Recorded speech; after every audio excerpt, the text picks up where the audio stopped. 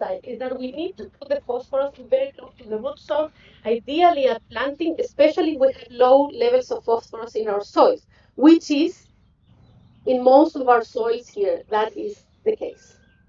Uh, the good side of that is that you can put phosphorus and it's not going to leach out. So you can put it whenever it's easier for you to go in and put that phosphorus in your ground. So you don't need to do that timely. For the cation and especially the nitrate, the ones that move through the soil profile, those are the ones that we are more conscious about the timing of application because those can move out if we, especially nitrate, if we are irrigating a lot and there's no root activity to take those elements. And then the other part that is important, and even though potassium require is a diffusion process that goes from high to low concentration, you still need to have moisture in that soil to enable that movement. So at the end, all of these elements end up, believe it or not, in cosmic rays, we end up with a year with overcropping, 120 fruit per tree for this system. And then the next year, we actually had biennial bearing, which probably many cosmic trees growers have not gotten there yet, right? Because it's very hard to produce enough fruit. But you can have high crop load if you push the trees. So we did that, and with that, we also reduced completely the green spot in this block. So just to keep that in mind. And the second example, you will read this in the next newsletter, The Fruit Matters, with Lab and Shrikant and Juan and Data. We made a summary of the first year of the Smart Orchard results in Marwa, where we were managing the water based on multiple factors: soil, plant, and environment. All three, we were managing to very precisely the water that we allocate to those trees, and the control side was managing the water based on moisture content on the soil, keeping it between the 75% moisture throughout the whole year, which is pretty good practice, by the way. But regardless of that good practice and using the moisture sensor within that range, we had 23% of green spot in that control side and 6% in the other side. So we had a reduction of green spot, we had improved fruit quality, and I can share more details here if you have questions, but we will share them in the Fruit Matters. And we ended with 200%, more than 200% improved water use efficiency, which is a term of how much fruit you grow with the amount of water that you put in. So it's in relation to the amount of water that you put. Hope that is clear. If not, you can come and ask later. But we also reduce 52% the amount of water that we put in. So all good in that arena.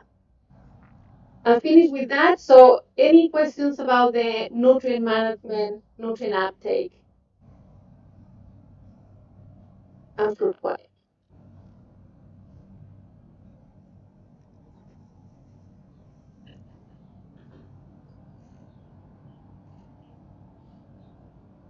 I have 2 more minutes.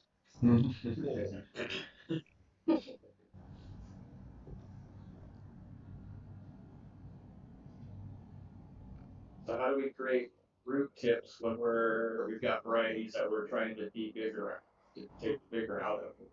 So if you're going to use mass flow to pull up your calcium or root tips to pull up your calcium, how are you going to do that when Trying to control trying bigger. to control bigger or deficit irrigate? Yeah, that's excellent. So That is just about the timing.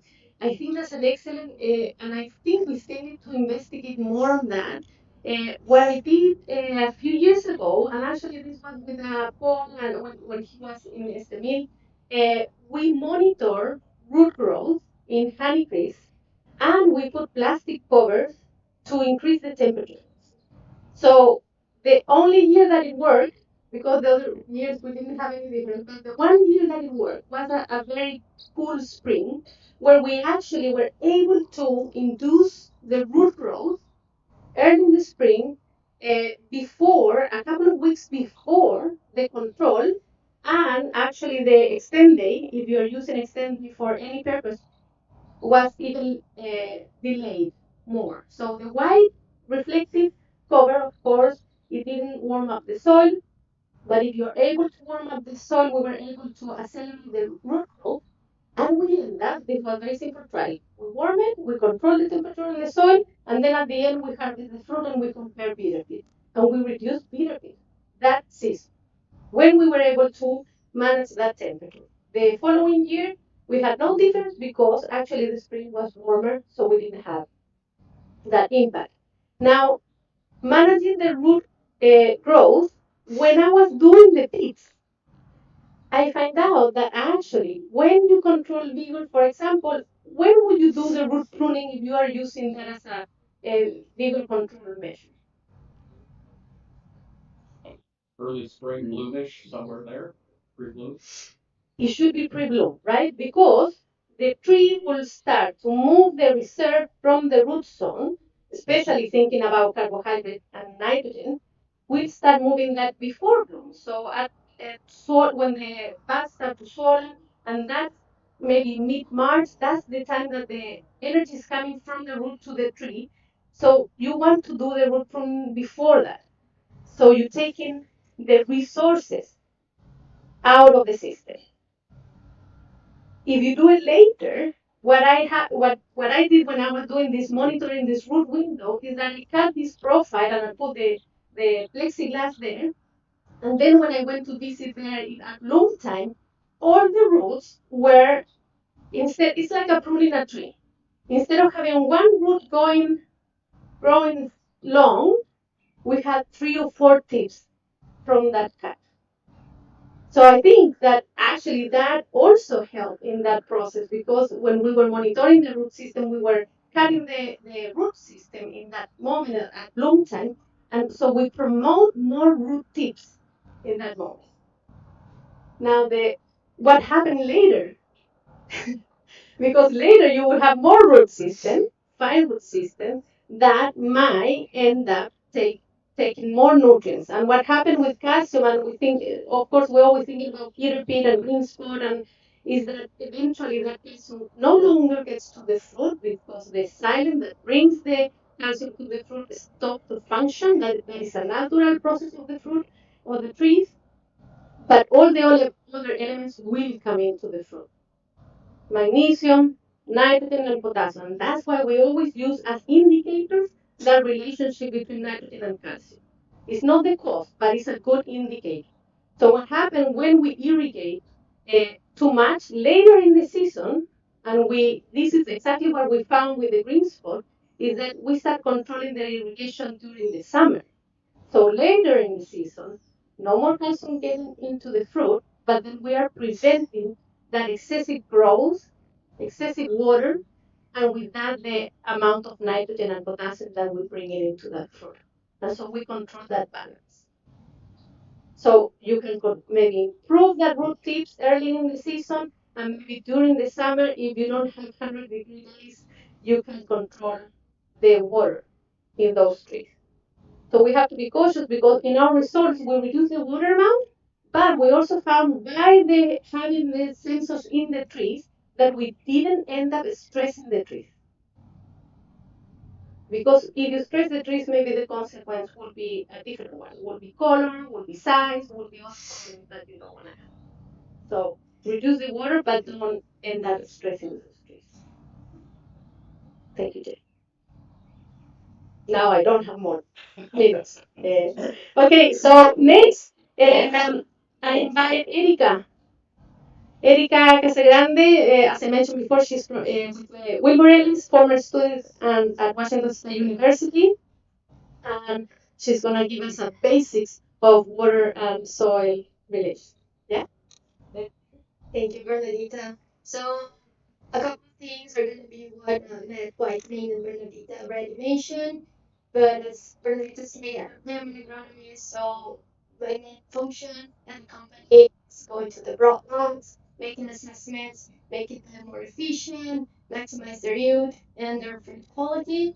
And when I do those visits, most often than not, the main issue is water. And so when I'm there and I talk to the grower, he wants to talk about sprays and fruit disorders and nutrients, and we're going to touch all of that when I talk to him. But my two first questions are, first, what is your rootstock in this block? And second, what is your water management? And more often than not, their answer are, I'm not sure, I gotta get back to you on that, which is an issue because you need to know your rootstocks. Your rootstocks are the pipelines of your trees. It's where your roots are developing, and it's gonna dictate how much water is coming in. Okay. The second part is how much water you give into your soils. Is it too much? It's enough, or it's not enough? So before when you have an issue in the block, please think about first your rootstock, if it's dwarfing, if it's vigorous, if you're cyan, and then how much water you already given. The third part is your soil. So in Washington we have different zones. It differs from north to south, but it's very common to find soils with a high content of sand, which we call light soils. These soils they have higher rate of infiltration and low nutrient retention level. On the other hand, we have clay soils, which are heavy soils. They have a lower infiltration rate and higher nutrient retention. And also common to Washington soils are silt soils, which are a little bit lighter than clay, but when all they are over water, they become heavier. They have lower infiltration rate and higher nutrient retention. Now we have to be very careful with silt soils because depending on the quality of the water and the amount of water we are giving, not only we're going to create compaction.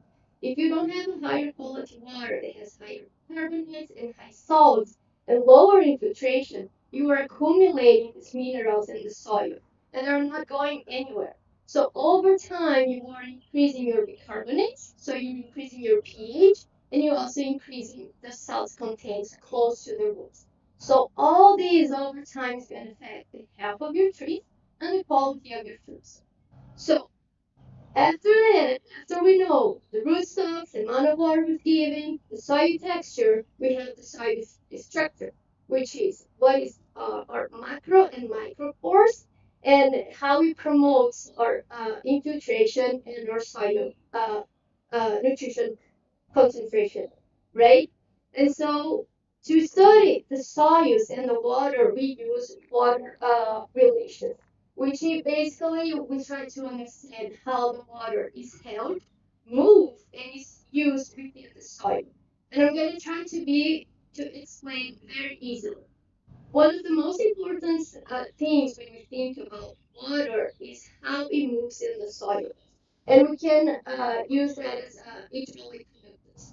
So hydraulic conductance can tell us if the water is flowing easily or not. So two aspects that control, mainly that control hydraulic conductance.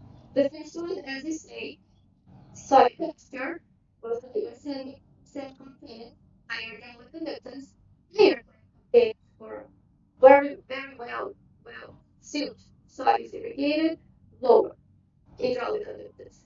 And then, besides the soil texture, we have the amount of water that is in the soil. More water, higher hydraulic conductance, because all of soil pores is filled with water, so the water is moving.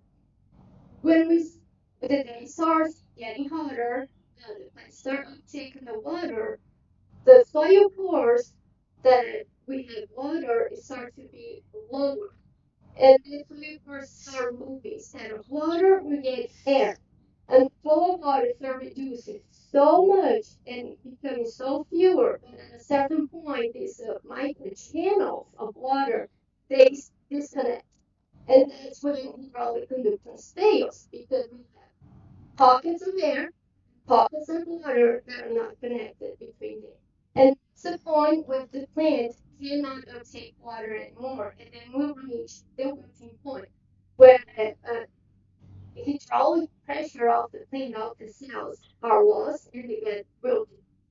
So that's why it's important not to over irrigate your soil, but to keep a healthy amount of moisture. Because we don't want the plants to go stressed out. We don't want nutrient conductance to fade. Okay. So I would uh, prepare the three types of water uptake that Bernadette already explained: mass flow, diffusion, and root interception. So I'm going to skip that, and I'm going to go to the next step. So how much do we read? How do we know how much do we read? So there are a couple of things that we can observe in the orchard. So when we over irrigate an orchard, we normally see a lot of moss at the soil surface around the trees. We might see moss in the trunks.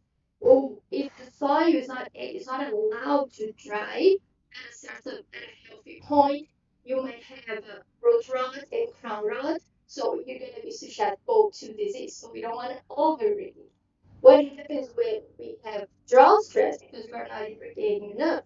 We're going to have a stop of water uptake, which is going to stop nutrients uptakes. The trees are going to shut down. Depending on the level of the drought stress, the trees are going to let their leaves fall to even reduce the amount of water being lost. And so you're also going to have effects at the soil structure because for the uptake to occur, you have to have an intimate relationship between the root hair and the soil particles. And when you dry the soil, that relationship is destroyed. So the plants cannot uptake anymore. And so you're going to have effect the soil structure, you're going to have effect the soil biology, which most of them are beneficial for the plants and more if they're benefits.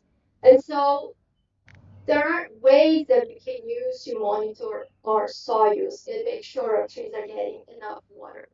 So many growers that I talk to, they decide not to irrigate looking at the trees. So they just let in the trucks and they drive around, and if the tree looks green and fresh, it means they have enough water. And if the trees kind of look wilted and yellowish, they need it's time to irrigate. And if it works for them and their fruits are good and the Home head point is stated. perfect, not a Check map to problem. confirm. This method might be a little bit misleading because it can be confused with over irrigating. Because when you're over irrigating at a point where you have water low, it's going to happen the same thing. The roots are not going to have oxygen, they're going to shut down, the trees are going to shut down, and they're going to get yellow, and you're not going to see any growth. So just looking at the trees to see if they're happy or sad, if you have to irrigate or not, can be confusing. So please be careful of this method. The second method is using a shovel or a soil probe, where is when you dig a hole and you kind of feel the soil, and if it's aggregates and you feel the moist is well irrigated, and if it's like crumble and it doesn't make any structure, it's time to irrigate. That's valid. As I say, if it works, perfect. Then we have technologies. We have a probe schedule. Probe schedule is going to have different measurements on the probe. So you're going to measure different depths. And it's going to measure the volume of water you have in your soil. Then we have tensiometers. It's going to measure what is the force necessary for the plant to have to pull the water from the soil. It's going to measure the tension, that negative pressure, right? So we have different ways of measuring the soil moisture. You pick what works best for you. Just please use something that you uh, trust and it gives you correct measurements. The second thing, please measure at different depths because we're not only interested in knowing what is at that point of the soil. You want to know what the water is doing. Is it sticking around the roots? It's infiltrating. It's not moving anywhere. That's important. So some issues that I want to mention from my visits. The first one is some growers they irrigate for 12 hours every 7 or 10 days. So what's the problem with that? You're gonna have over irrigation on the first day, and then the last days before the next cycle, you're gonna have drought stress. So the plant is constantly over irrigating, drought stress, over irrigating, drought stress. It never reaches a balance. So their physiological activities are not balanced. They're always fighting one stress or the other. The second thing that happens in sandy soils and areas of Washington state that are very hot, you just have drippers and you don't have other irrigation system like sprinklers. And in that case, it might not be enough. The thing with drippers is like that drop is falling always the same spot. Top, top, always the same. And so in the sand, as the drops fall, the sand is moving outwards and it's making this tunnel downwards to the subsoil. At a certain point, the water from the drippers are not moving horizontally anymore. They're just moving downwards. So you can see a little bit of moss at the surface of the tunnel, but everything else is bone dry. So if you see these kinds of things in your orchard, you might need a supplemental type of irrigation. Okay? And the third thing, which is very common, or not irrigated enough, or over irrigating. If you see your soils are not dry in a healthy way, you're not having trunks that are not healthy, that kind of look rotten, you might be over irrigating. A lot of moss in the surface is a sign of over irrigation, or your trees are too big and vigorous, the sunlight is not hitting the soil. The soil also needs some sunlight for a healthy orchard. Okay? So pay attention what your trees, what your orchards are telling you. Use the method to measure soil moisture that fits better to your orchard management. But before taking any decisions, understand your rootstock, your scion, your crop load, your soil characteristics, and pay attention to never over irrigate or under irrigate. That's my message based on my experience. We do have our water management team. Curtis Busey, he is the manager. And if you guys have any questions or any further doubts, plus contact me and I'm available for any questions.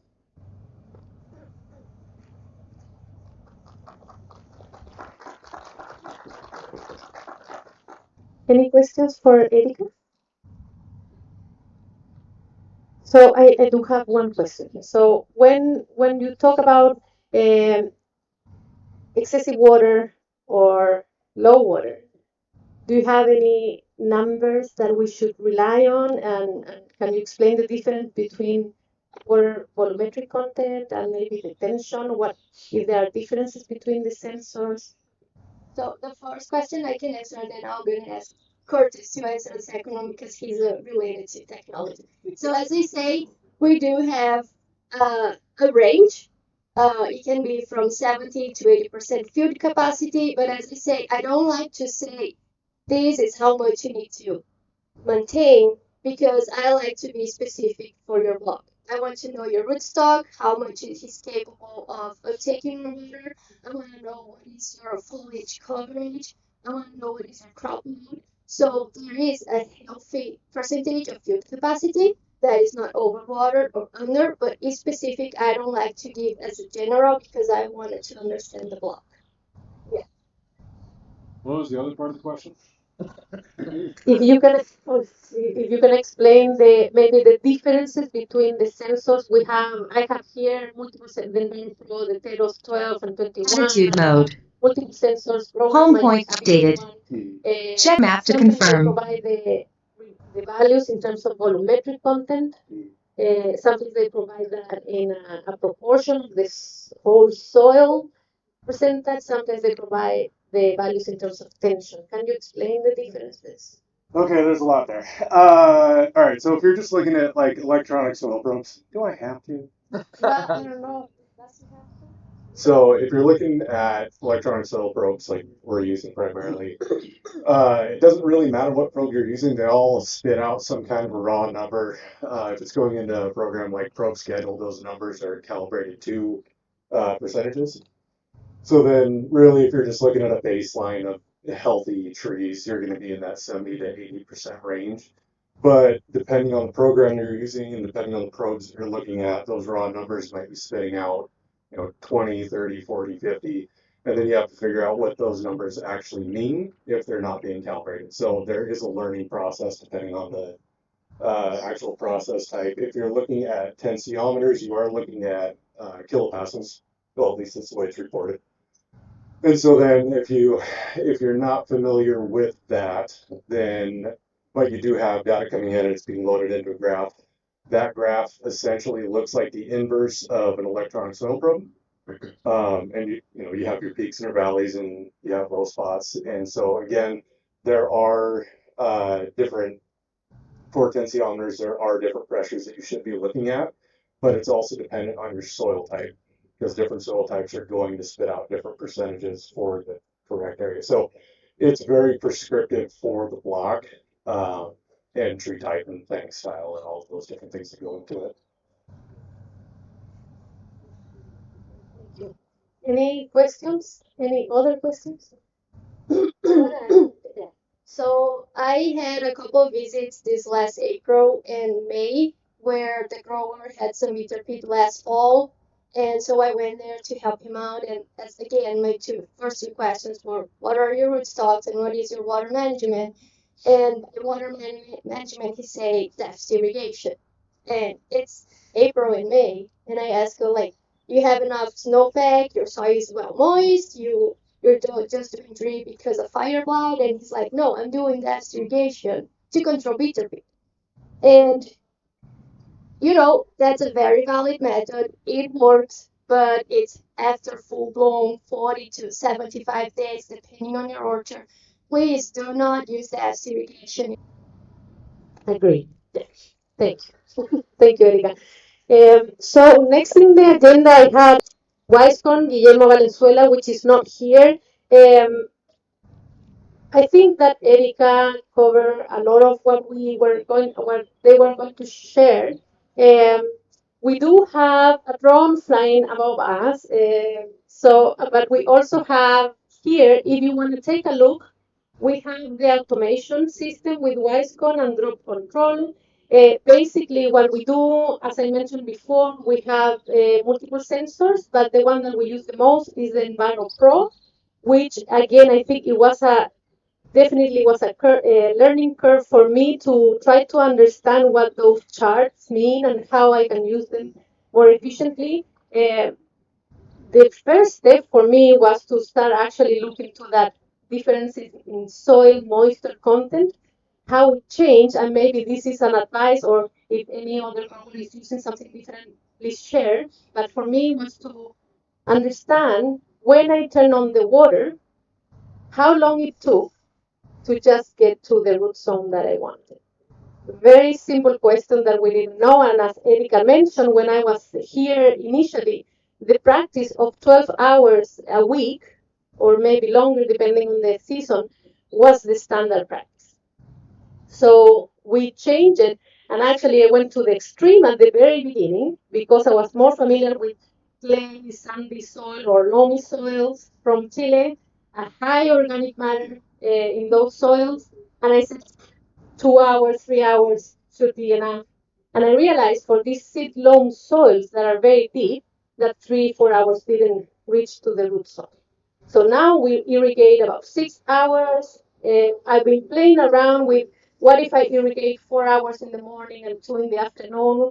Uh, the consequences to be shared eventually in one some point, but it has enabled me to understand better our water use mostly, not necessarily and reducing the amount of water that we use. Definitely, again, we are trying to push these trees, and I'm trying to let the upper part of the soil to dry out, meaning that in this soil that means getting to a 30% of moisture. So I'm trying to push and see what I can observe just by looking at the tree and monitoring the fruit quality.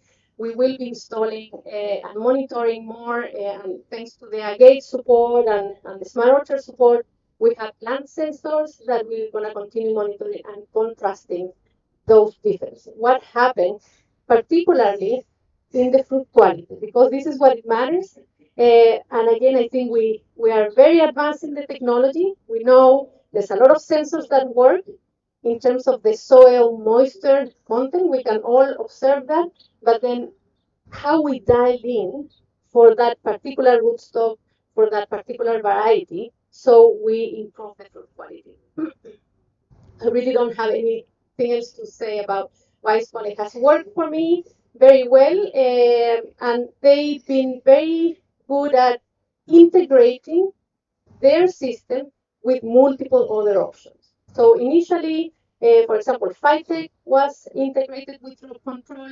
Now Phytech does their own thing, but Wisecon has that ability to that you can incorporate different sensors, for example, Dynamax or Swarm system, which is what we have in the Smart Orchard, and it enables us to learn a little bit more on the plant reaction to that automation. Um, whose puppy is that? No. Waste gone. Beautiful, beautiful.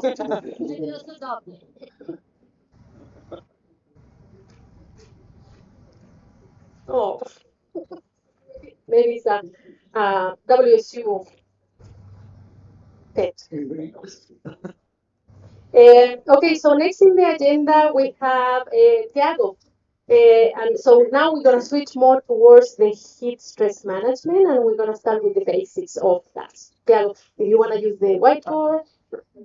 I'll probably just talk.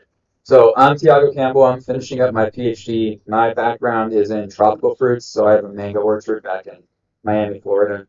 But I'm here for school. I've been learning a lot. I went to Penn State too to work on apple trees. There I focus more on retail focus. Here's a lot more industry. But what I'm here to talk to you about is heat impact on fruit quality. So when we're talking about heat stress, it's important to note that that is mainly temperature dependent.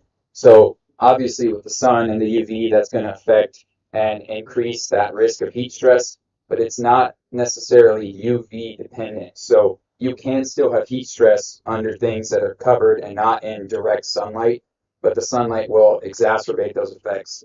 If anyone here gardens, you'll know when you get your seedlings, you put them out, you're having them inside, and you put them out too early, in the summer they'll wilt in the middle of the day and you're pretty much going to might lose your plants. So that's something important to consider. But when we're talking about heat stress, it's really important to talk about young trees. Those are the ones that are particularly susceptible. When you have young trees with less established root systems, that's where heat stress is going to have a very serious impact for you and can be a real problem. And with what we see now with our orchard systems, we're moving into dwarfing rootstocks. With those dwarfing rootstocks, we typically have smaller root systems like Eric was talking about, and that we have an issue with that because they have less, that's pretty much the pumping through the tree, so there's less pipes available to draw up that water and to count and protect itself from that heat stress. So when we're talking about fruit quality, probably the most important issue that many of you deal with is sunburn. And with that, there's three different types. So the first two is sunburn browning, that's temperature dependent, and sunburn necrosis as well. Those are both temperature dependent. With photooxidative sunburn, that's going to be more UV related. Is there a marker? Oh yeah, there's a handout in the book, I think, and I don't know if I have sunburn on there, but I'll just talk about sunburn. So sunburn browning, typically that's when you have light brown spots on or shades on your fruit, and that normally what we see that's about 113. You can't treat that. It's okay. 113 to 120 Fahrenheit, but it can go anywhere from there. Sunburn necrosis, you actually have cell death, and that tissue will usually turn dark brown or black, and those fruit are obviously not marketable. And that's when you're getting up to those really high temperatures. In photooxidative sunburn, usually what happens is when you have that fruit and there's another fruit over it, and then you remove that one, whether you're thinning or that fruit gets knocked off, or the tree just naturally senesces it, and that gets suddenly exposed to sunlight. That's where you're going to see that photooxidative sunburn, where it's going to become a bleached spot on that fruit, usually really light or white, and that's going to affect the fruit that you're going to be able to pack out and sell.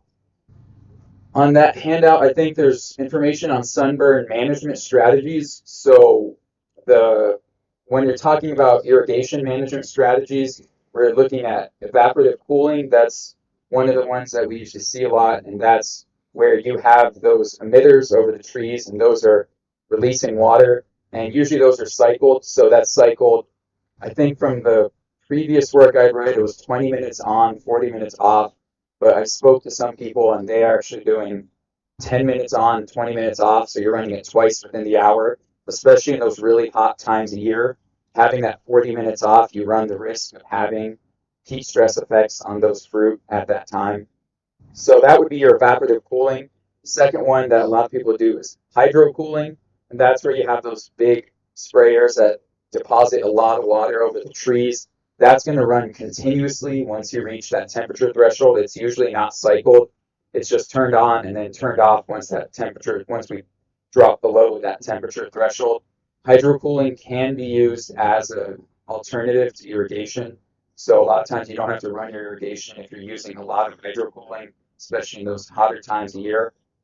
And then there's also convective cooling or fogging, and that's those pipes that you see running off the top, and then they have those fogger emitters. The issue we run into those is that those can end up getting clogged. It's really important with your water quality. I helped set one of those up one year, and it was not fun. We had to pretty much change those out every week because we didn't have very good water quality. But if you have high quality water, it's something that you can use, and that is using the releasing that mist onto the fruit, helping cool it down. Sorry. So just take my notes out, make sure I'm missing. The another important thing is when you have heat stressed fruits, even if you don't see a visible effect on those fruit, you will still run into issues with that post harvest. And that's where you usually end up with those physiological disorders on those heat stressed fruit. If you're harvesting in really hot temperatures too, those fruit are at a higher metabolic rate because it's so warm out. So those fruit are going to break down faster and they will have decreased firmness once you go into your post harvest, especially after storage. So that's why a lot of people will go out and try to harvest early before you get to that midday heat and prevent that. But even that heat in July and June can seriously affect your fruit quality after you harvested and in the post harvest.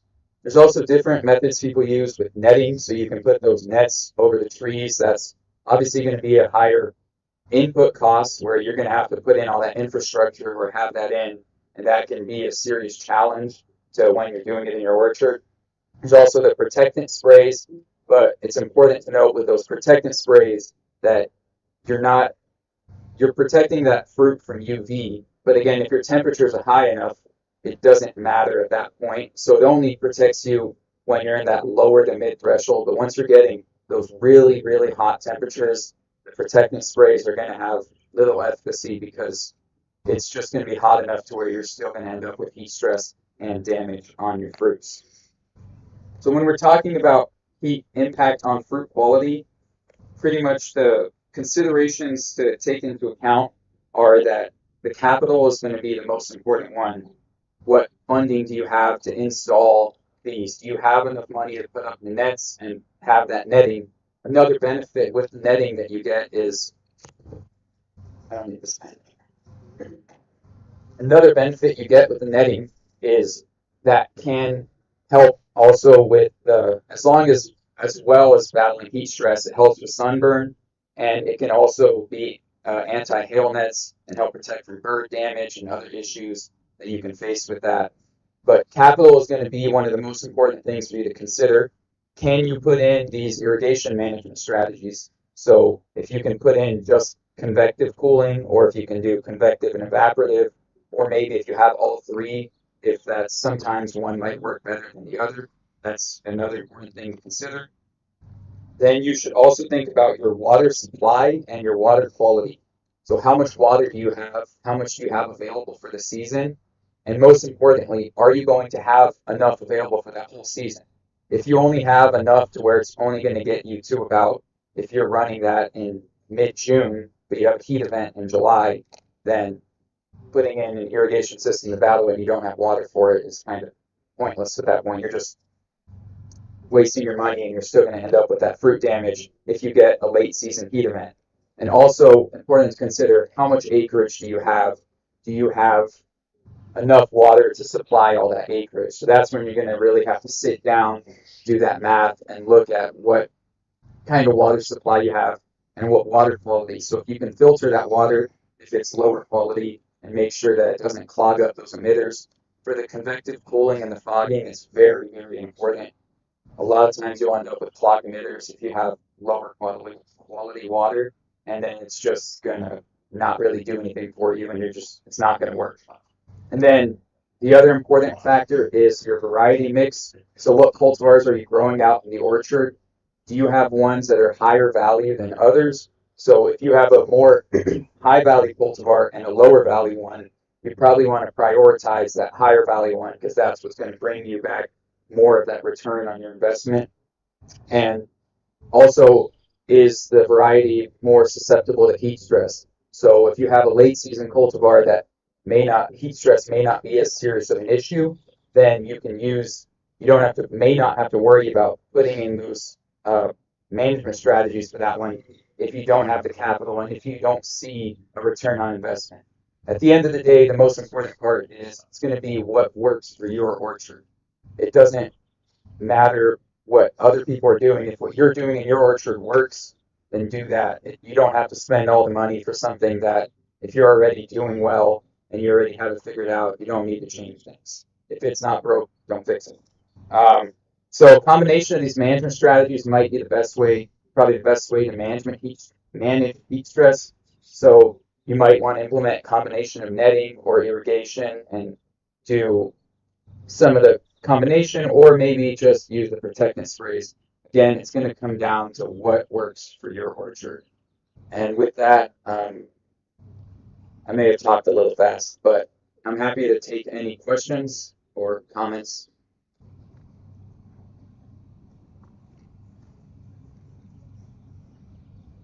Any question for Tiago? How many of the growers here are using overhead cooling, sprinkler type of cooling? Fogging, netting, both? Yeah. Sounds. So one of the things that I wanted to ask you is about the netting, that it's more expensive. We know that it controls the sunburn, but we also have seen issues related to the heat in the upper section of the trees and also color development. Do you have any advice on how to deploy those or how you use them to prevent those issues? Yeah, so the netting, of course, it's only going to do so much in terms of the heat management. What netting really provides benefits, especially later in the season, is that you can retract that prior to your harvest. So I didn't do the work. I know someone else did the work, but I think I've heard some commercial people do about 1 to 2 weeks before harvest, and they retract those nets, and then you can help with that red color development. Also, with the irrigation strategies that you're using, that can help with your red color development because it can temperature, especially at night in your orchard, and that will help you get that late red color development. In terms of the temperature within the canopy on the upper part with the net, I don't know too much about that, but I'm sure that you will help reduce that temperature because you're reducing the UV.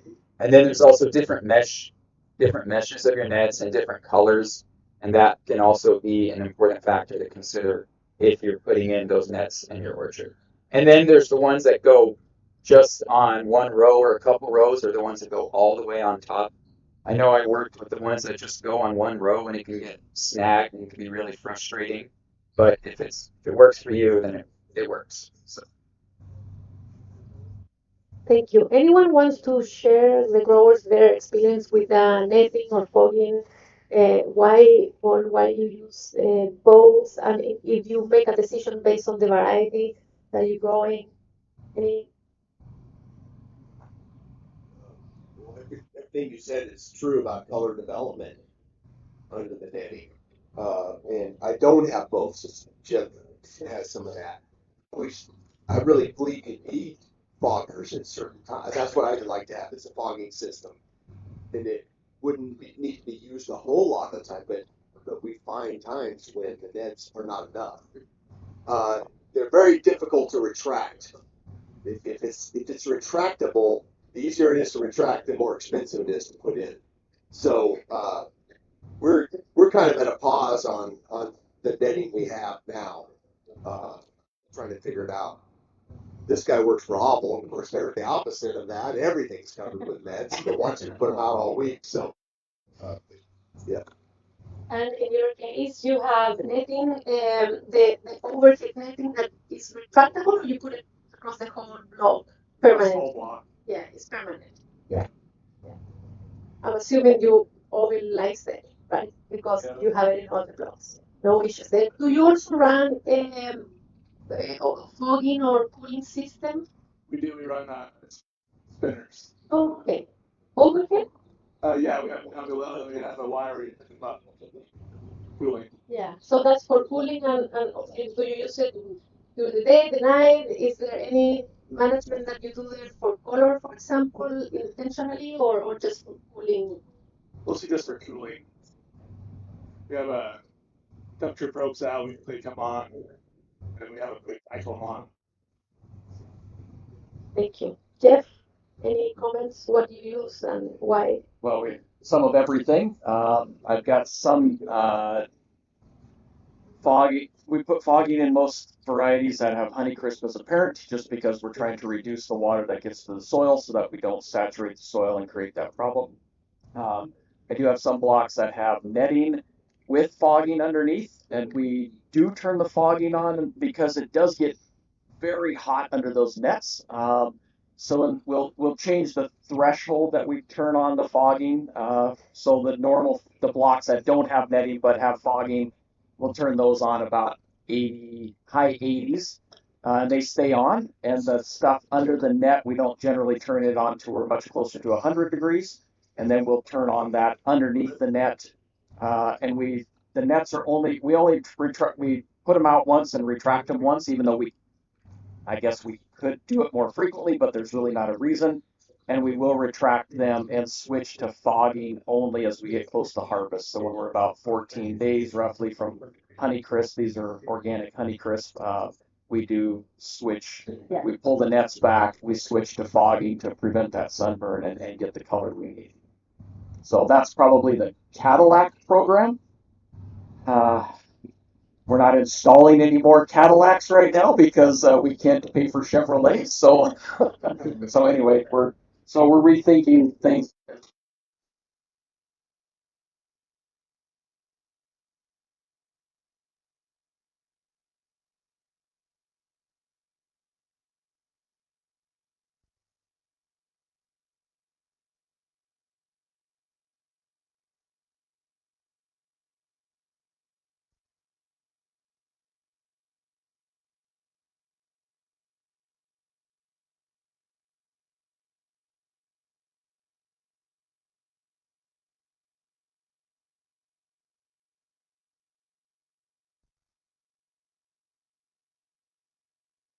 That on fruit surface temperature, that environmental protection, air temperature. We start off with temperature guns and we do fruit surface temperature, and then we start to correlate that with air temperature on clear days during the summer, and then we still check, but we don't check as much fruit once we start the process of more. If we're seeing fruit surface temperature at 88 or 89 degrees, becomes a trigger once you start the process. Simplifies it. 10-minute decisions, like just turn it on. I mean, 20 minutes isn't going to make any difference. So, Thank you. Thank you, Corey. Sorry, I also forgot to add for that table, when I originally made that, it says I think the threshold was 85 to 90 Fahrenheit. But I've talked to a lot of people and they sometimes turn it on at 75 or 80. So don't take that as, hard guidelines. Talk to other people around you, figure out what works and use those instead. It's just kind of a rough guesstimate, but talk to other people. Jeff, Paul, this is a question about working systems, right? All like dolls are moving towards these very plainer, compact canopies, which, as a consequence, we're talking a lot more about these issues, which have been around for decades. Are you thinking, are you guys doing anything differently or strategically to manage stress at cannabis with pruning and training? Are you leaving a bit more? Are you not trying to keep it so compact? Do you see any difference with verticals or V's? Just observation, your thoughts. I would say that we're on in the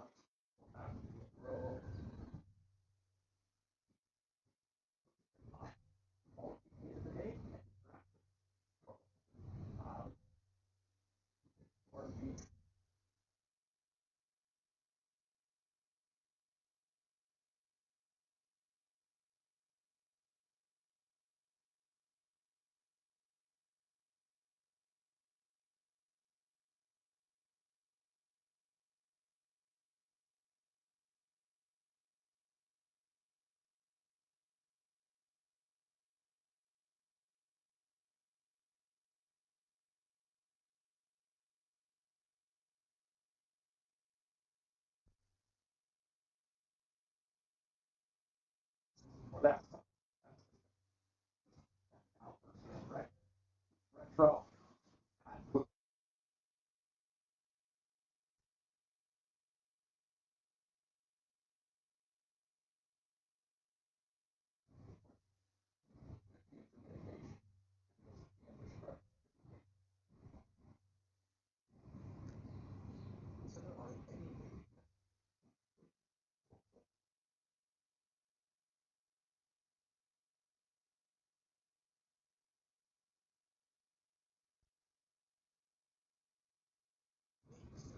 On the Roza, we uh,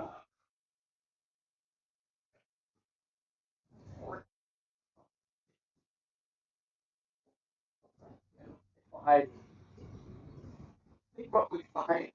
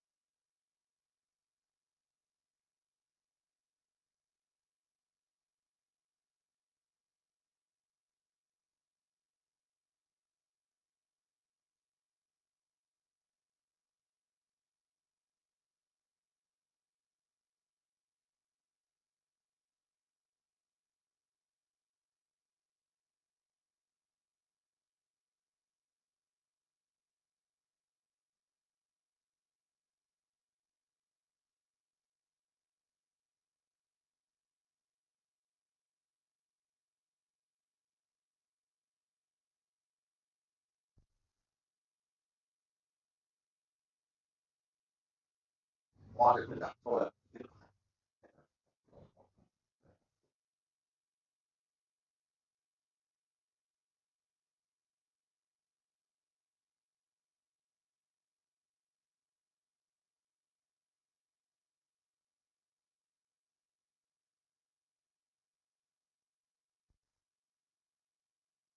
Any product that you use or you recommend? Uh,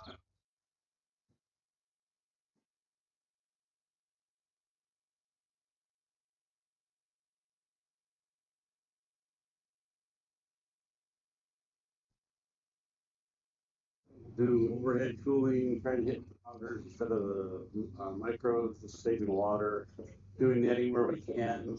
We'll supplement with sunburn sprays on the edges of the blocks, or if we need people coming to hit on the west side of the blocks, of the rows, and so, I mean, it's a hodgepodge of everything. So we use everything. And does anyone have evaluated the return on that investment? Do you see the difference between a block that maybe you don't have it and versus one that you do have it? Yeah, there's big Yeah. difference. The ROI changes here though, so.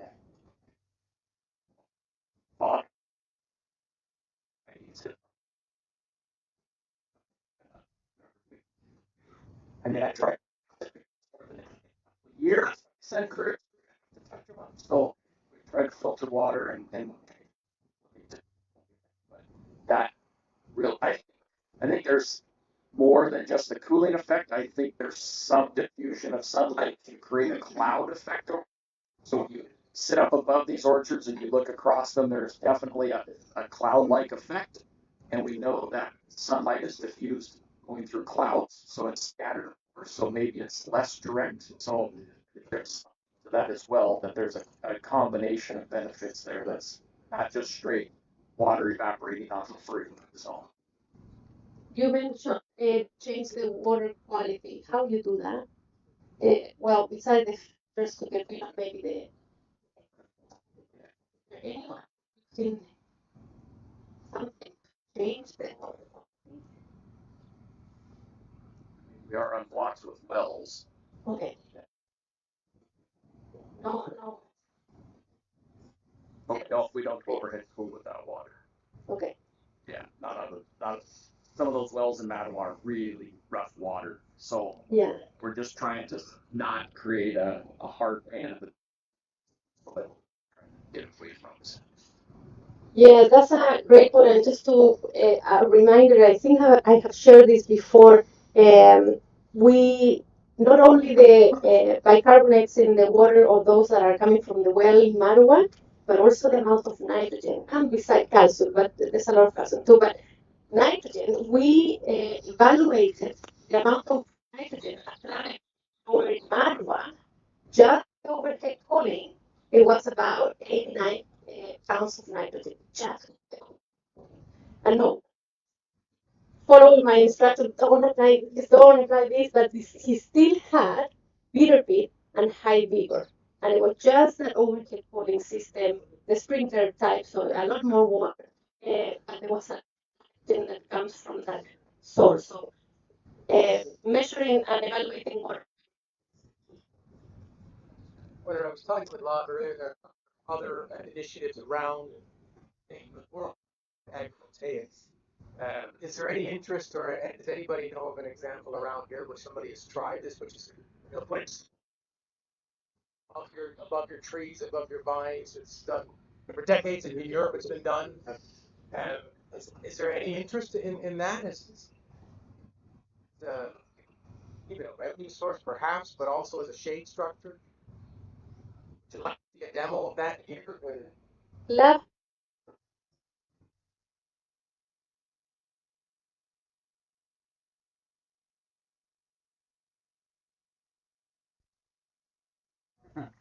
But I just wanted to gauge the interest if anybody would see a small demonstration of that here, looking at I mean, it's a great one for an ROI assessment. I think some of these investment groups, that uh, one in Australia, and one that we have, and it doesn't feel killer because it's old time, and so the one in Australia, they can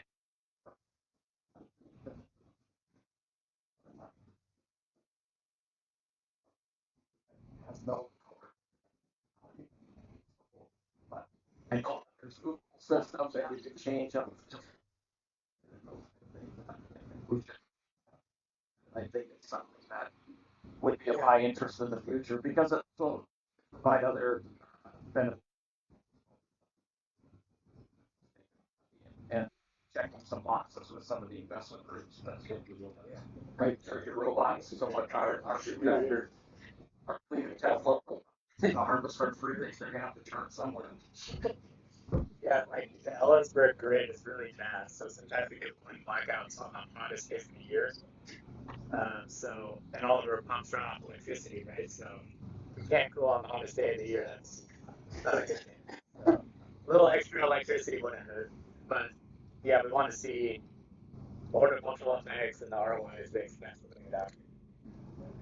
Yeah, I was just going to talk to Troy about that because Matt and I, we had one conversation.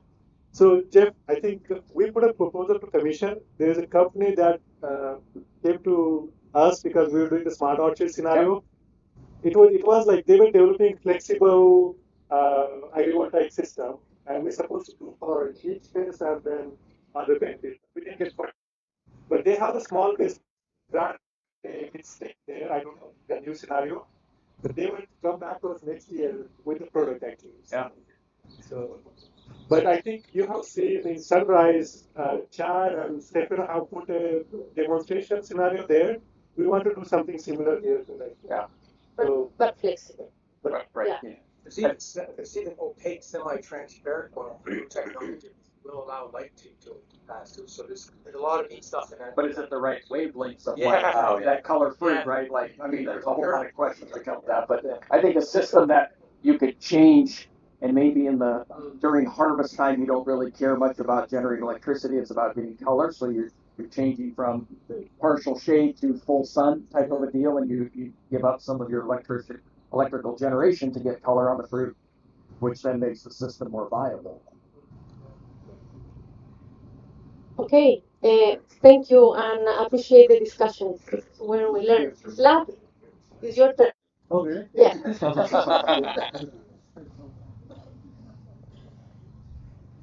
I'm going to talk. I think we're just going to turn around. Okay. You think that's it? Yeah. Okay.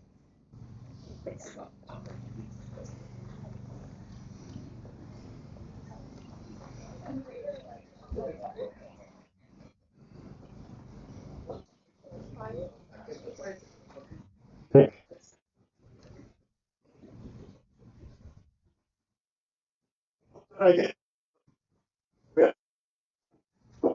I guess right. So, because I think some of students are going to use the TV to demonstrate few things, so please come close.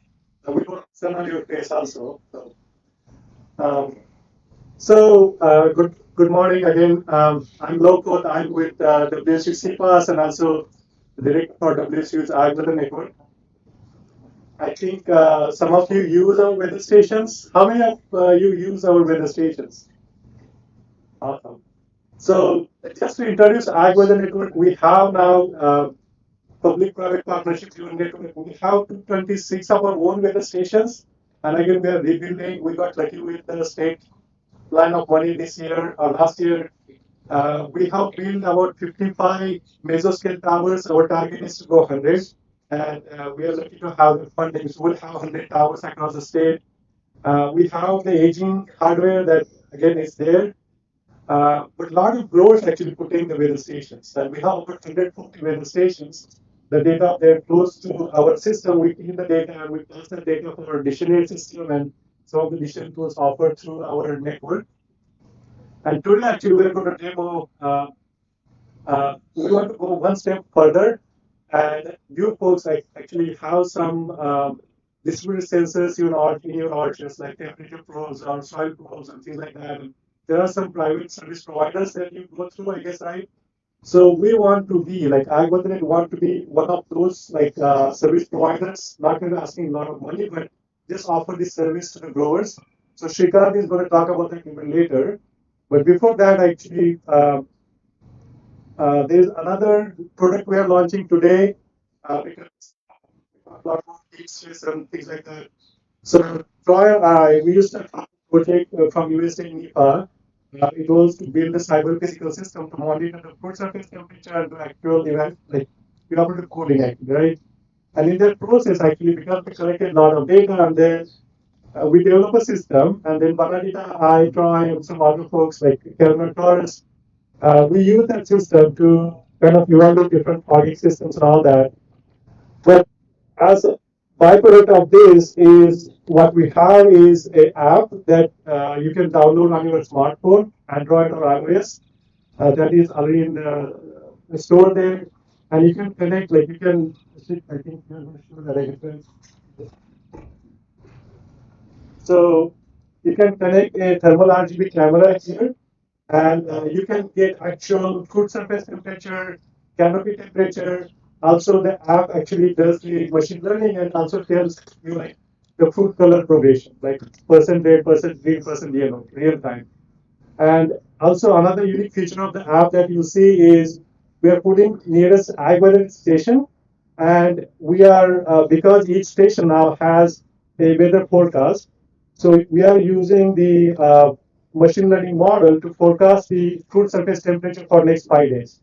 And so you can see how the heat stress is going to look like for next 5 days, and then plan your mitigation strategies and so forth. I guess, right? Before I hand over to Nipun to demonstrate this app, we also want to say this that, of course, the you can see the real-time fruit surface temperature and do your mitigation. But what we want to do is, because the model that we have developed is only for Honeycrisp, actually, we want AI-driven model that can be like just using the weather station or your supplies weather data and predict the food surface temperature for different cultivars, right? And what this app is going to do is, as you test this and use it, uh, we are going to use the images that you have taken uh, to, to see what was actual ground truth food surface temperature. And then for multiple sites and multiple cultivars will have that data. And then you see the IIT banner there. There are some good modelers. We want to give the data to them and develop a generic model that will scale actually, right? Because AI model needs a lot of data. And then we will put that model in the app or also in algorithm portal. So you can just choose a cultivar and then see the food surface temperature uh, for next 7 days or something, right? And things of that nature. So with that, I think let's hear from Nipun. Again, I think if you have a smartphone, just go to your app store and put like on prompt AI. You should be able to download the app right now. Actually, there. It's I think I can fire is going to screen fires.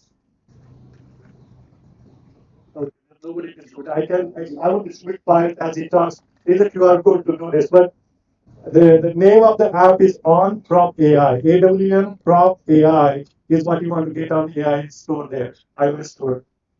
Uh, and if you got a flyer, there is a QR code for that one. So they're probably sketchy internet here. Sorry. Yeah.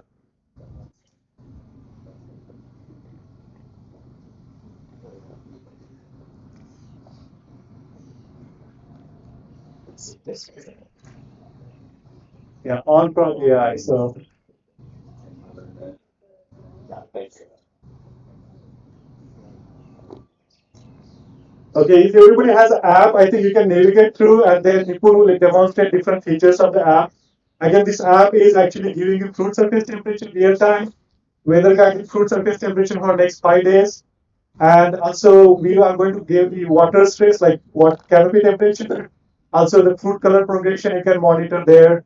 So all you need is a $300 camera that is connect to your phone, and the data is then flowing through actually. But for now, you can just connect like say choose a location, current location, it will pull nearest weather station and just show you the fruit surface temperature there.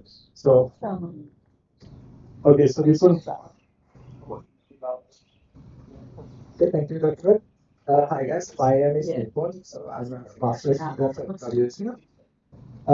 So I just wanted one thing. So for the we have Android and iOS versions of this app, and iOS is actually released, and the Android is in the release pipeline. So if you are interested in Android version, just use the QR to like let us know a method for contacting you, and we will reach out. And with that, I will demonstrate here. So uh, this is kind of the interface that you get when you first open the app. Uh, so up here, you can see the forecasted fruit surface temperature. What this app does is like it will take your current location, and for that it will pull out the forecasted weather data, and then it would feed that data into an AI model to predict the fruit surface temperature. So you can see for each tile, we have three values. In the middle of the fruit, like we have the fruit surface temperature. So this fruit actually is color coded. So based on the sunburn risk. So if it's like severe risk, it could show something like red. Let me see. Yeah, we have some severe risk. And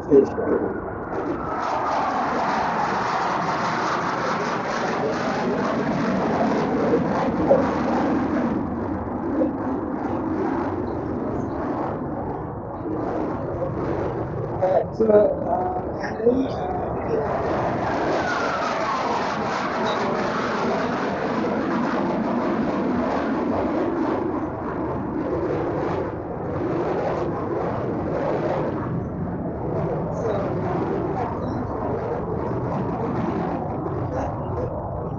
it's and also you don't have to use the current location. Like let's say if you're traveling and you want to see the food service with back home, so you can actually search a general location from here and get the forecast for that particular location. You need to search the what destination you want, or just like Just location. Just locations, like approximate locations. So with that, and then also you can use thermal RGB cameras to connect to this smartphone application in real time to monitor the food surface temperature and analyze food color. So we currently support for camera models. So there's FLIR 1H and 1H Pro, which look like this. It's a wireless camera. You can use this. Or FLIR 1 and FLIR 1 Pro. It's like a USB camera. It has like it connects to the phone either from USB-C or Lightning. So you can use that too. So basically, to connect to the clear cameras, you have to select the camera type that you have. So I will demonstrate this using a Clear One Pro. So it's a USB camera. So we'll select that, and we have to turn on the camera like this.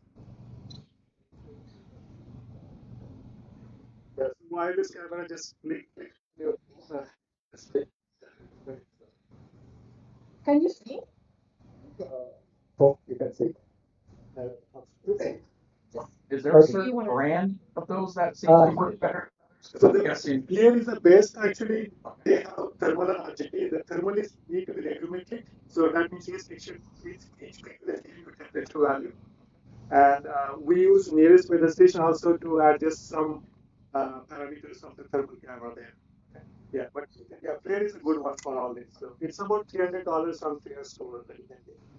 Yeah, this is a Wi-Fi, Bluetooth, and there is a USB or USB-C or Lightning connector, another version of that one. So you can try either of those actually. Okay.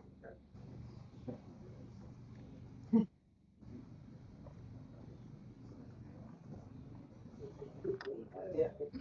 So once you connect camera, you can just click this button. So it will take you to the actual live stream from the camera itself. And up top you can see the weather data pulled from the nearest weather station, which is Roza in this case. And we have humidity, solar radiation, and wind speed. And actually, if you want, you can like, if you don't want the nearest station, you can actually like select a custom station. You can like it's ordered based on the distance, so you can select that. Uh, and then once you uh, have the like the image, like you can capture images using this button, and it will.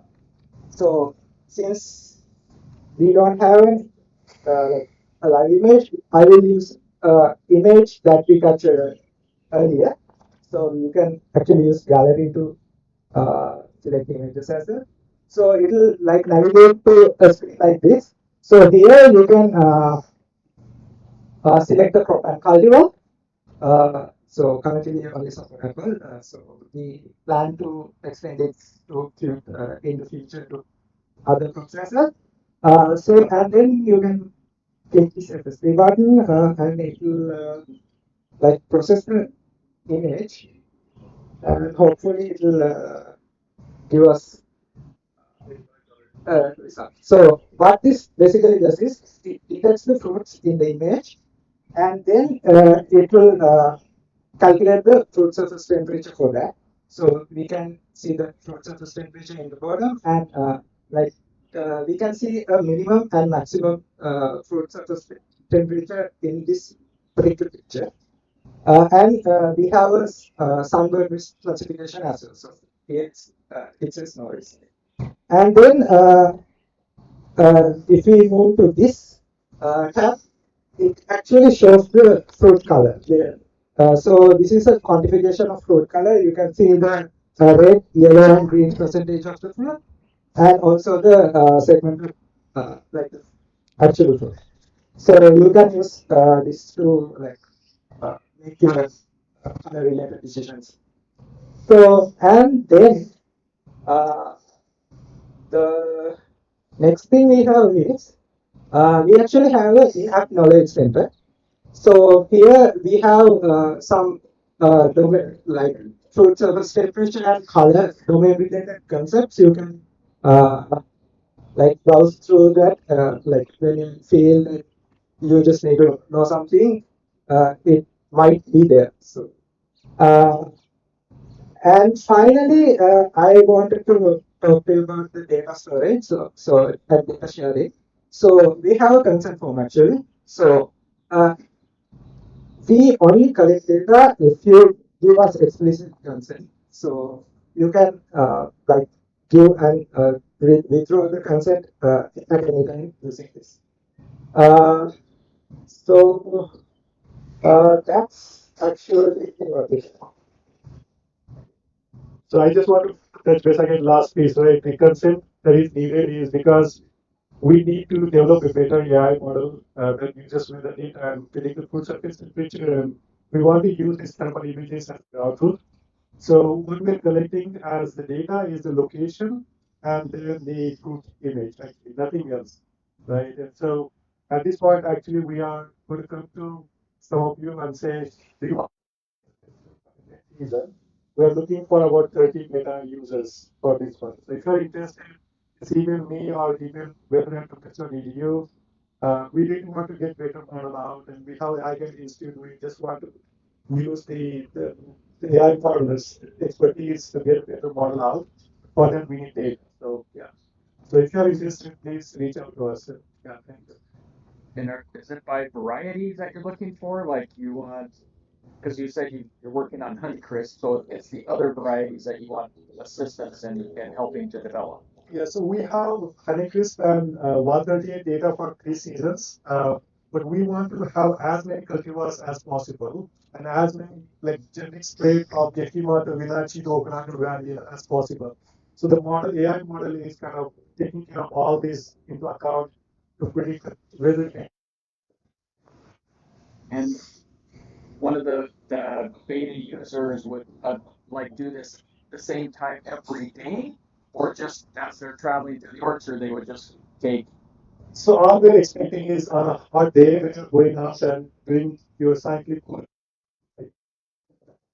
you're doing the checking, just use our app for down to things. So all we need is particular like season, like Mexico, here, I just we get it. So this what about Checking between sites. it,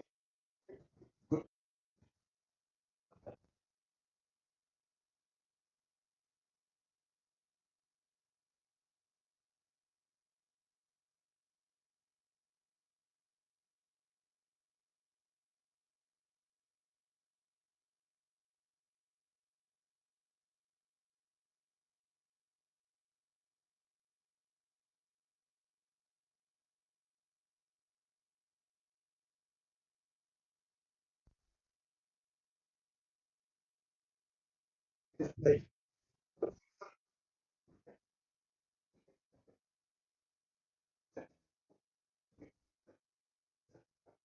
that's what we are showing out in the app.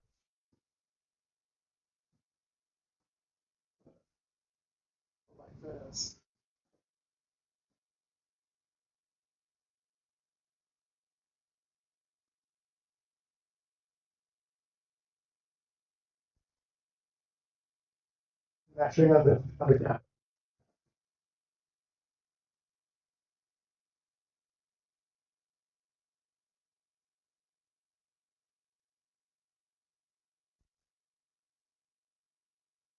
Then use that there. for now we focus on just getting a history model, better history model. The sizing is it can be done, but you need a bit more effort from that.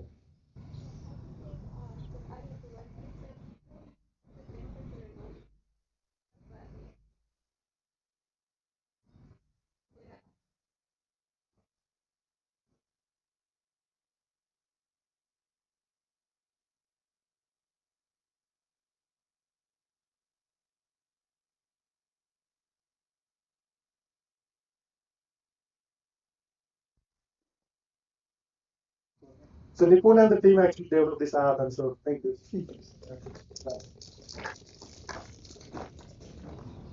Okay, I think we're moving to Shrikant. Shrikant is an almost graduating PhD student from my group, and we had a project related to frost mitigation.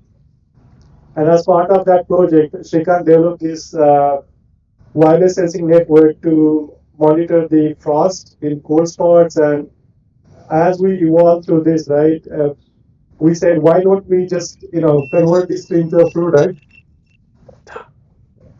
And so what we are doing now is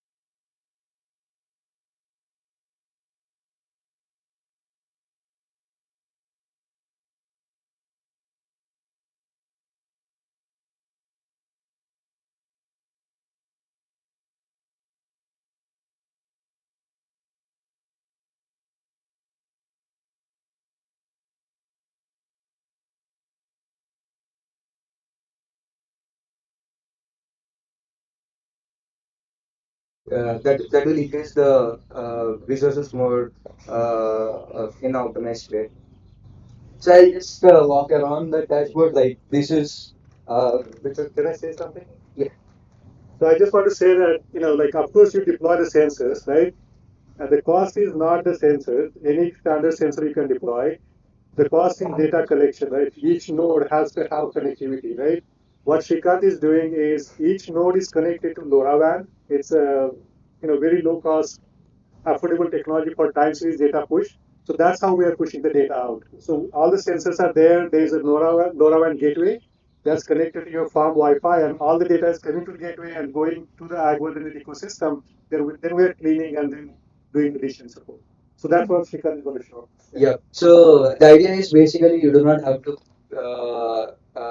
worry about network connectivity inside your orchard. If you have a gateway installed somewhere in your near your workshop or any place where you have continuous internet, so it can actually listen to these temperature probes or these devices in 5 mile radius.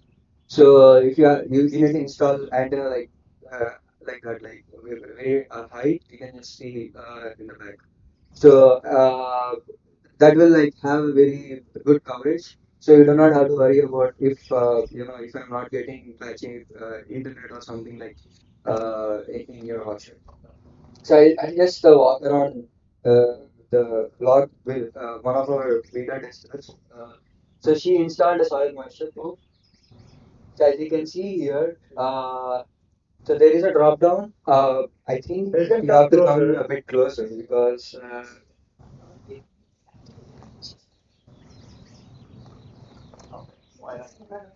Sorry. so this data is actually updating every 5 minutes. So it depends on what time frequency you want to actually use. For example, if you're doing heat stress, you want to do much more frequently, like 1 minute. So if you want to do soil moisture, 5 minutes is a good time interval, right? So we are actually pulling soil every 5 minutes, so it's updated 2 minutes back. The soil moisture is 20%, and so you can just scroll down. So here you can see the grower has installed sensors at three different depths, 18, 16, and 24. As you select the depth, basically it will change what moisture you have at that depth. So this is actually the current data that you're looking at. So as you click on the variables, so it will change. Like if you got three or four different soil probes in your orchard, you can actually see what is the spatial distribution of that variable, right? For example, if you got two or three different temperature probes, you can actually look at that data. Then she has only one soil moisture, soil matic potential at 8 inch. So that is the current data.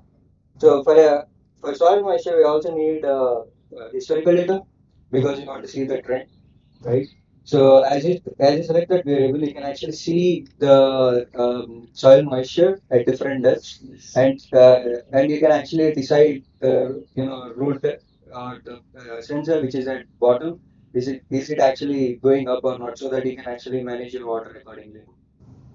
So you can so in the website you can set up the field capacity and permanent tilting point of your orchard of your soil sample that you test, and based on it, it actually calculates what is the plant available water. So based on that, you can actually, you can target staying in this green zone, not on the blue zone, because blue zone is too much water again. It just the water is just leaching down, right? So this is the soil moisture sensors, right?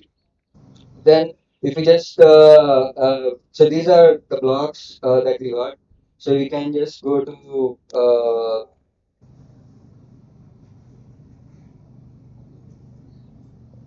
so this is one of the frost monitoring network that we got in Benton City.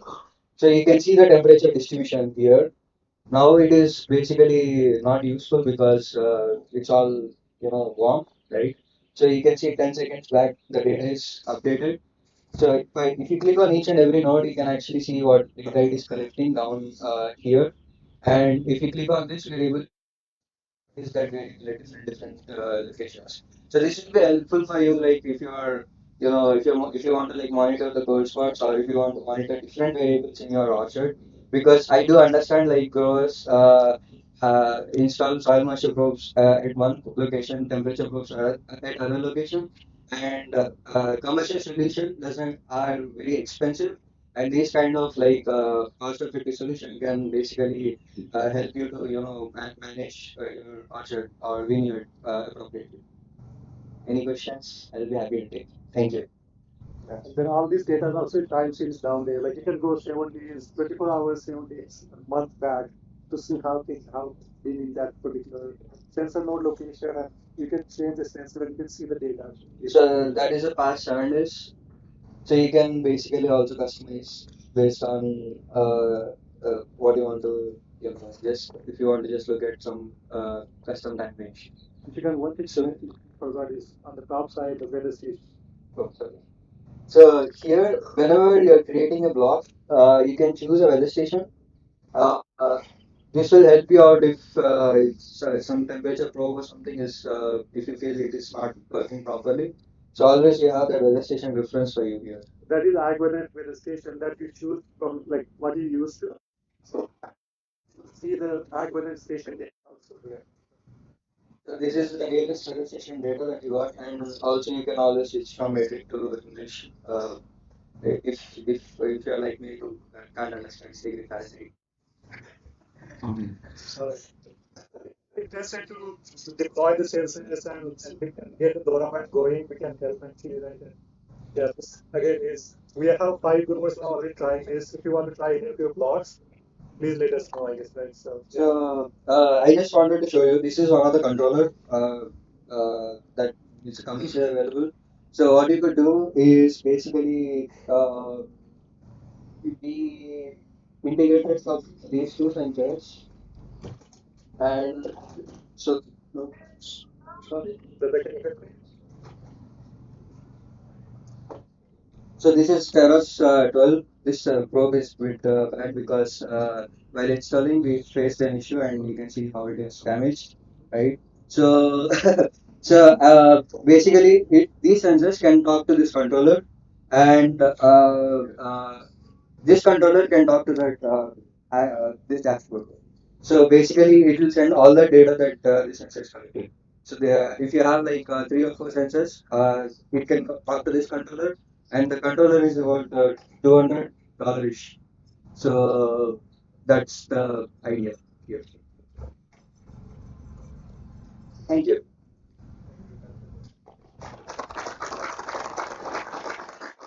go ahead. So, good morning, everyone. I'm Dattatreya Bhalikar. I'm a PhD candidate, and my research is focused on precision crop protection technologies, mostly in apples and grapes. So, today I will be discussing about the research trials that we have been conducting at the Smart Orchard District. I think we have to see a little bit morning. It's very right? And so we listen that growers usually go in the field during heat hours and use their like either thermistor, either this thermal probe, right, a temperature probe, or a thermal camera to check the fruit surface temperature, and then use that data to make the decision to manually turn on their heat stress cooling systems, right? Uh, and then, so this is the conventional way. So today, I think the need for industry is we need to find a better way of monitoring the heat stress, right?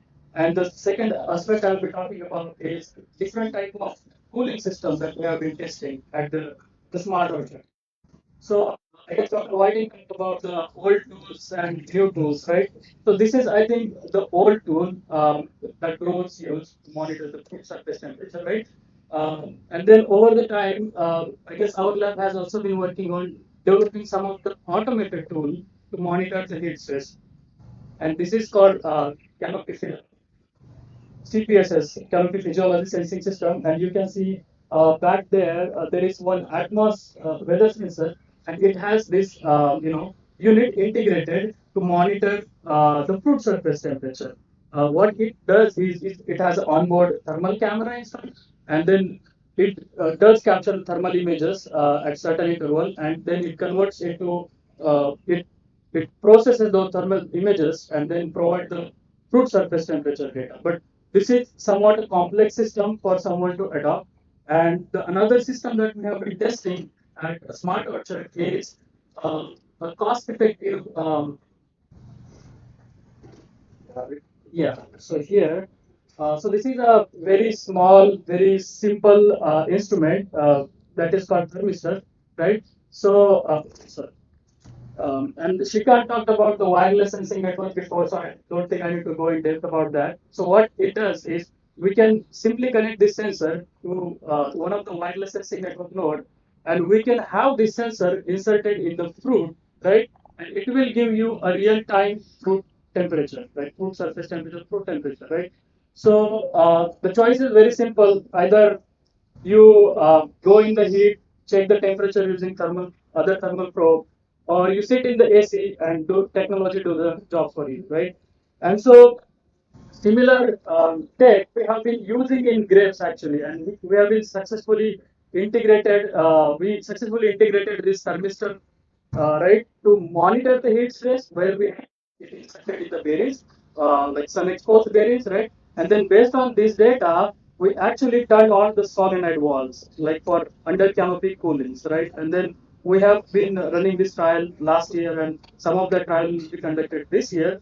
So idea is since this is like device or sensor, it works, then why not to use it for automating the entire process of heat stress management? Like for example, using this data, like fruit temperature data, instead of manually operating, use this data to actuate using, solenoid valves. And that I think would benefit, in a region where particularly the water scarcity is a problem.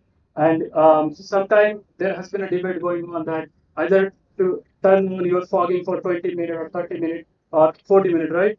So you don't have to worry about that. You just rely on real-time data, food data, and operate the cooling systems. So I guess this is one piece that I wanted to discuss, and the another.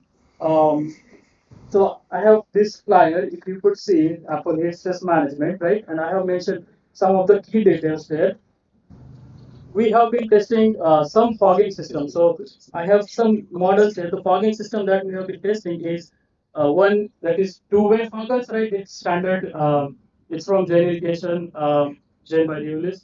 And the other fogger that we have been using is a one-way fogger that was installed like on a overhead facing down, right? So and then we combined this also with netting. Right? There was a discussion about whether to use netting, whether to use both or one uh, particular treatment, right? So we tested like for example, we call it a fogging one, and it's mentioned there in the plan, right? And the combination of netting with this would be fog net one. And then this one, the other one is fogging two, and the combination was fog net two, right? And so this we operated all these cooling systems manually so far. Growers used to like go and like check the temperature and then turn on the foggings for 20-minute on and 40-minute off cycle. And we tested these throughout the season, right? We monitor the heat stress throughout the season, like in real time. When you turn on the cooling system, how the fruit temperature drops and all. And at the end of season, we also looked at the yield and fruit quality parameters. And what we have seen that Fognet definitely has a lower fruit temperature because the effect of both like overhead, shading and cooling, right? But at the end of season, we did not really observe any difference in terms of fruit yield, right? However, we have seen interestingly a green spot incidence. What we see in Fognet, there is, I guess, 23% green spot incidence, whereas in fogging treatments there was less than 10% green spot incidence. And I think this could be because of the netting that rust builds up the humidity and more moisture that might accumulate some moisture on the fruits and leading to a favorable environment for some bacterial or fungal, disease incidents. So, so this is the observation we have so far that all these cooling methods they maintain the fruit temperature below the damaging threshold, which I guess Theo mentioned it was 113, right? So all these cooling treatments maintain the temperature below damaging thresholds. However, in terms of fruit quality, we have seen more green spot in the fog net treatment. So yeah, I guess this is about the trials, and we have been we will be continuing these efforts. We will be testing actually more fogging system. We have one of the collaboration with pulsated irrigation, and they have these overhead rotating sprinklers that will be testing. And another fogging we have is this two-way fogger from Dig Corporation. It sprays instead of directly spraying on canopy, it sprays like in the rows, right? So we will be putting this, facing down. If you face it up, the problem is the angle. It hits with the netting, and right there is a water accumulation and water drop there. So the idea is to use it, facing downward, so we don't interfere. It doesn't interfere with netting scenarios. So I guess this is all. And then this year we will be me, Chikant, and we will be trying to automate the cooling system using what I talked about earlier is thermistor based and what wireless sensing network based actuation. And the results I guess will be shared soon, at the end of season. Yeah. Yes, I do that. Yeah, Any we can take questions? some. Yeah, you can take. Yeah. Yeah.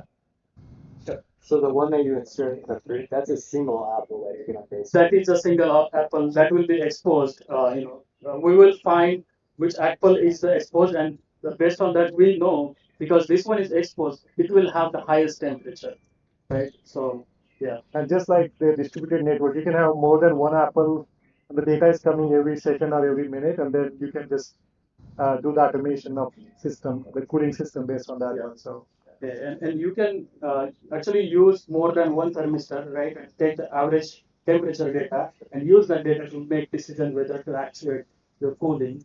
Right. I should say this. I mean, in the smart orchard, we have the Dynamax IRT probe looking at the It's a IRT. It's not necessarily the image.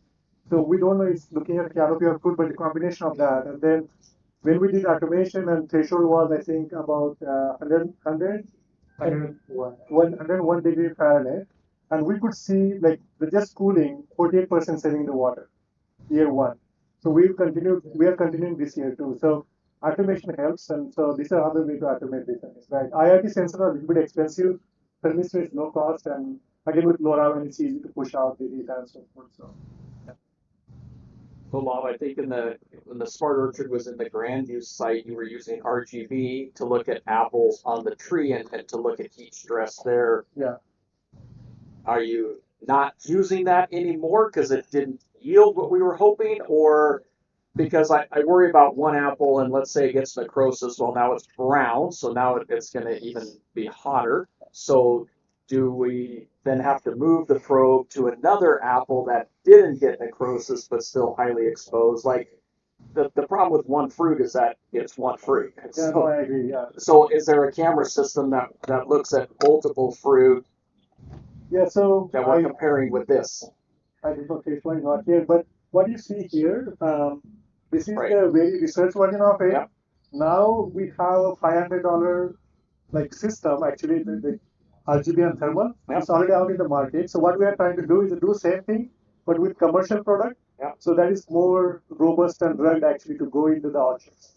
So we are working on that prototype for sure, but we are not. I mean, probably this season we'll try this in the smart orchard. Yeah, and we're doing it in conjunction with the rest of this as Yeah, well. exactly. Okay, perfect. Yeah, yeah. Great, thank you. I think you see the cameraman here. He's the one actually. He's the say third year electrical engineer from WSU. He's working with PhD student to put this system together now. Okay. So yeah. Great, great. So we are working on it, but meantime these are the solutions also, the low cost solutions that one could do. So. Yeah.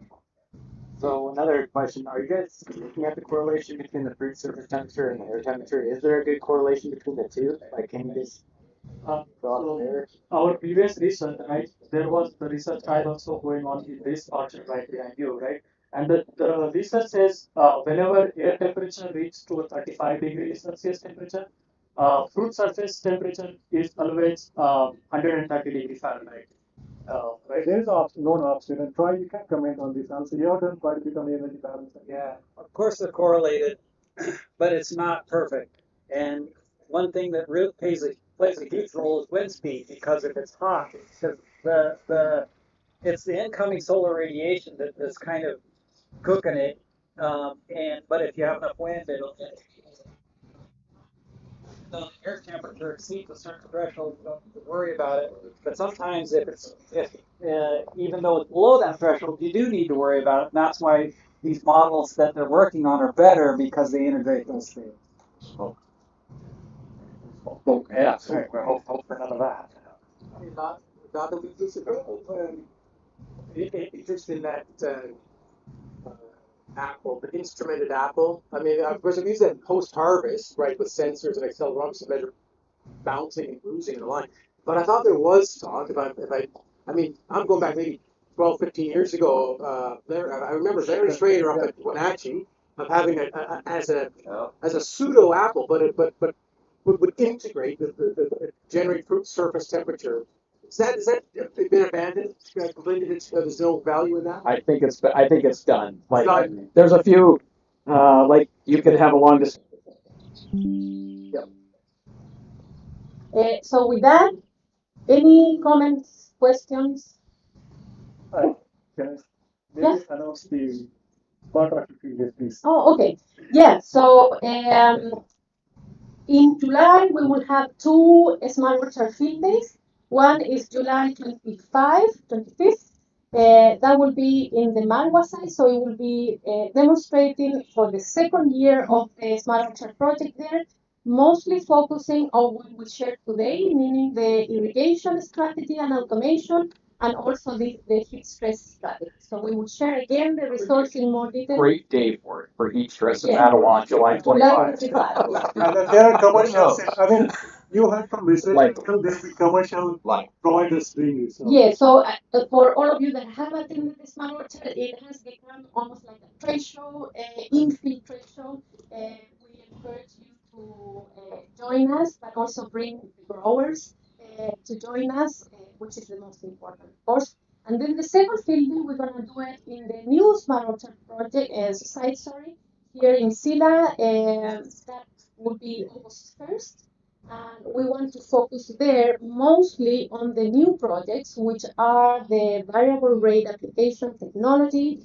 I have a new funded project funded by the Commission that is focusing on variable nutrient management. So we're going to discuss that, and also automation technology. So that's going to be the main focus there. Like autonomous platforms and so forth. So you're all very welcome to join both, because the content will be different. We welcome sponsors too.